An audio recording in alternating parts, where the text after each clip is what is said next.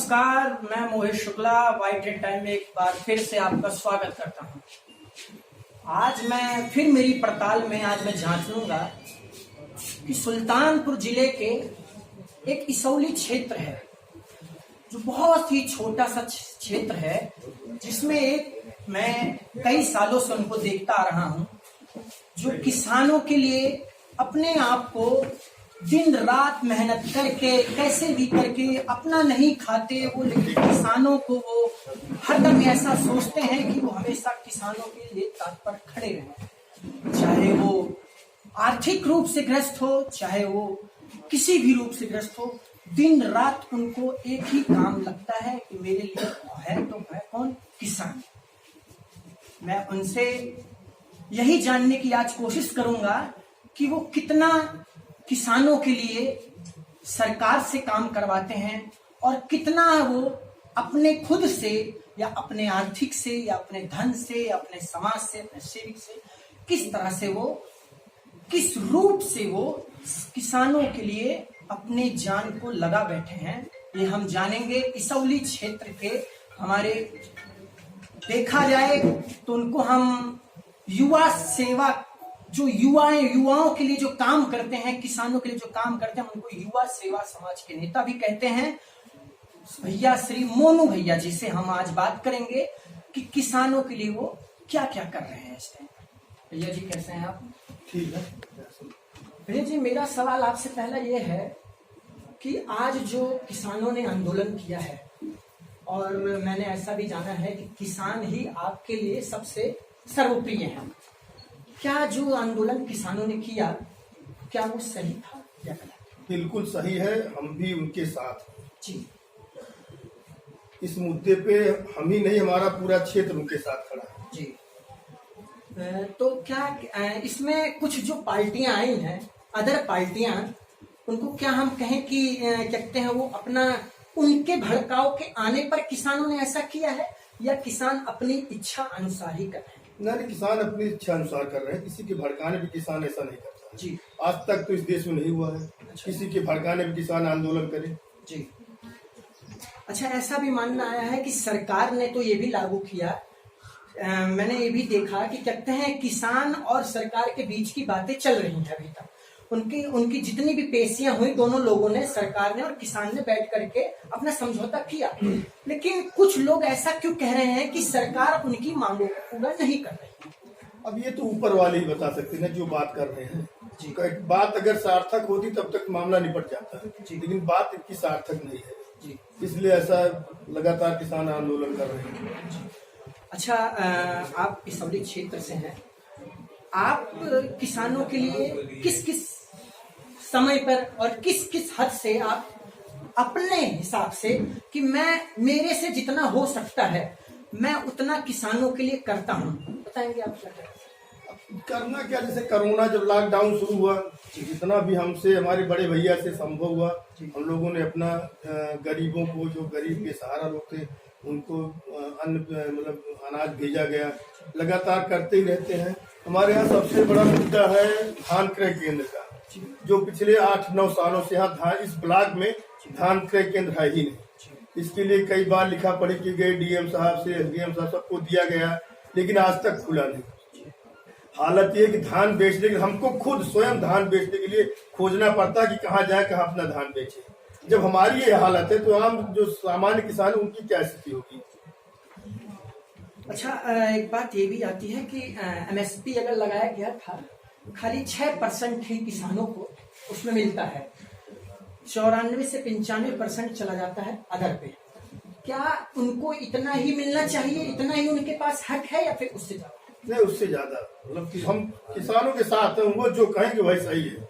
इस विषय पे तो वही बड़े ही लोग बता सकते हैं क्या, जो, क्योंकि ज्यादातर सारी जो भी जानकारी सब बड़े किसानों को है, तो वही लोग बता सकते हैं। अच्छा, मैंने देखा कि आप दिन रात मेहनत करते हैं किसानों के लिए, कि किसान ही मेरे सब कुछ है, और हम ऐसा मानते भी हैं कि आप किसान के अन्नदाता हैं। अन्नदाता हम नहीं है, हम भी किसान ही हैं। जी जी। हमारे पास खुद, हमारे परिवार में इस समय करीब 650 बीघा खेत होगा। जी। हम लोग अभी करीब 250 से 350 बीघा तो धान लगाए थे। इस बार करीब 300 बीघे, परिवार की बात करें, अपनी व्यक्तिगत नहीं बात कर रहे हैं, करीब 300 बीघा गेहूँ बोए हैं। तो हम भी तो किसान ही हैं, इसी किसानी परिवार से हम भी पैदा हुए हैं, तो हम किसान की स्थिति जानते हैं। तो आप जो किसान की आर्थिक रूप से या फिर अनाज से या किसी भी तरीके से जो भी आप सहायता करते हैं, क्या वो अपने अपने पर्सनली जो आपके घर पे है उससे आप करते हैं या फिर आप सरकार के थ्रू से सहयोग लेते हैं? नहीं, हम लोगों ने सरकार से आज तक कोई सहयोग नहीं लिया है। जो करना स्वयं करना है, सरकार से कहाँ सहयोग मिलता है? ना मिलता है, ना मांगते हैं सरकार से। जो करना होगा स्वयं करते हैं।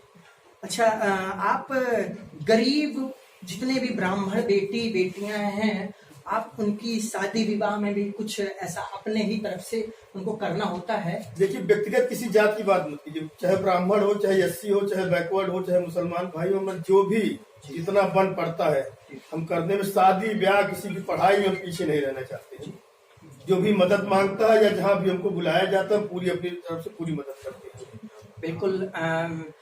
एक आपसे आखिरी सवाल ये रहेगा कि अगर मान लीजिए, मैंने एक चीज ये भी देखी कि आप अभी से कर रहे हैं या फिर आपको ऐसे बचपन से ये शिक्षा दी गई थी कि कहते हैं आपको आपके मम्मी पापा या पिताजी ऐसे कोई भी हो जो घर से पहले मिलता है, संस्कार मिलता है कि बेटा आपको इसी लाइन पर जाना है, कि आपके पिताजी भी ऐसे थे, आपकी माता जी भी ऐसे करती थी? ये सब हम अपने घर से ही सीखा है। हमारे पूर्वज जो लगातार करते चले आ रहे हैं। हमारे बाबा जी थे स्वर्गीय शारदा प्रसाद सिंह जी, जो लगातार हम ब्लॉक प्रमुख थे, उन्हीं से देख रहा हूँ। फिर हमारे पिताजी थे, ज्यादातर जो भी सीख मिली, क्योंकि तब भी बड़े हुए, ज्यादातर हम लोग अपने पिताजी सब कुछ सीखा है।